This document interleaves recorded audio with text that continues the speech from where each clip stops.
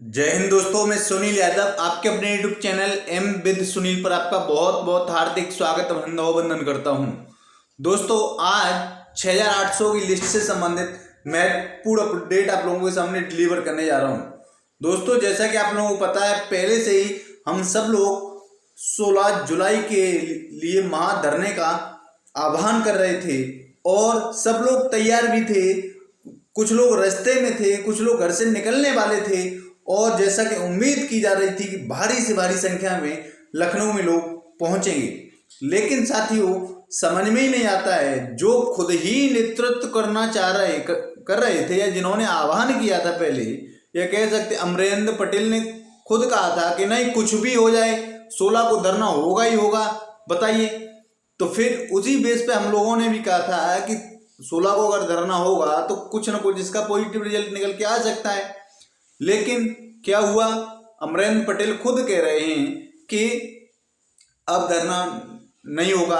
अब जब नहीं होगा तो अब जो लोग आ रहे हैं, आपकी बात पे विश्वास करके जो लोग आ रहे हैं रास्ते में, कहीं ट्रेनों में, कहीं बसों में, उनका क्या होगा? वो कहाँ आएंगे?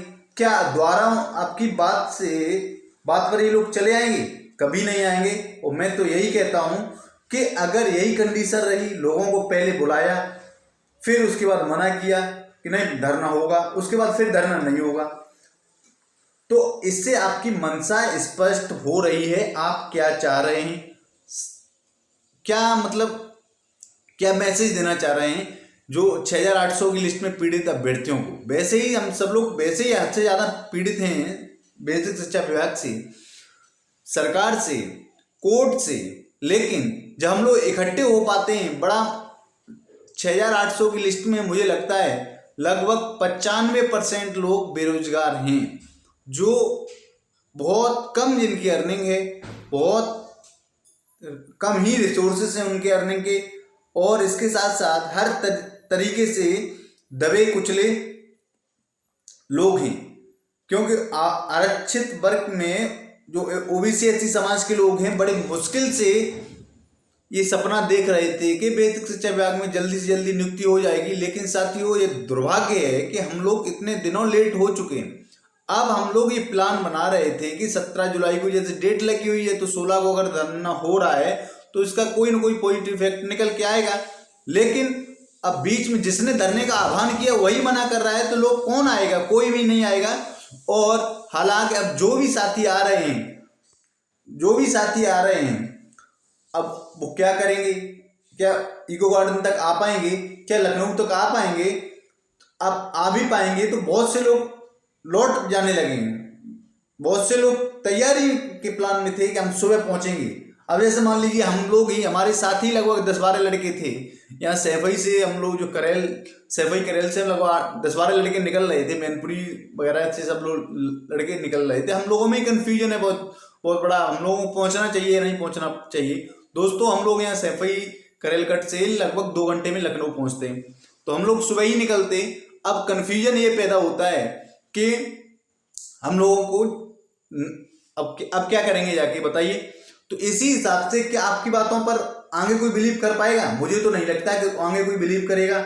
और अगर कोई आप कभी धरना करेंगे भी, तो मुझे कभी नहीं लगता है कि आप कभी भी 2,000-2,500 भीड़ इकट्ठी कर पाएंगे। कितना भी आप आह्वान करना, कुछ भी करना, एक लोग कह रहा है कि नहीं धरना आना चाहिए, होना चाहिए, दूसरा मना कर रहा है, तीसरा कह रहा है ना होना चाहिए, तो इससे कहीं कुछ नहीं होगा साथियों। आपकी बात पर भी लोग बिलीव नहीं करेंगे।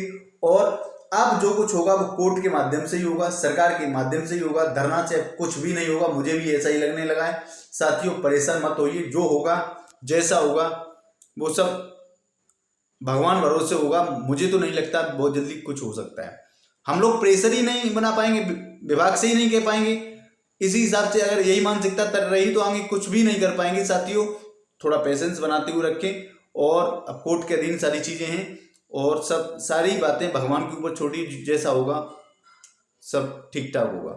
साथियों, जो भी जहाँ है अपने विवेक से काम करें, क्या करना है, कैसे करना है। और अगर कभी भी फ्यूचर में धरना करना है तो इस बात को बहुत ध्यान रखना कि धरना का आयोजन किया जा सकता है। हो सकता है रास्ते में लखनऊ स्टेशन तक आ जाए उस टाइम आपसे मना कर दिया है कि अब धरना नहीं है, तो इस हिसाब से धरना कितना आगे सफल हो सकते हैं फ्यूचर में, ये देखने वाली बात होगी।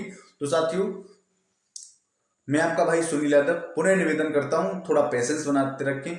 सत्य परेशान हो सकता है, पराजित कभी नहीं।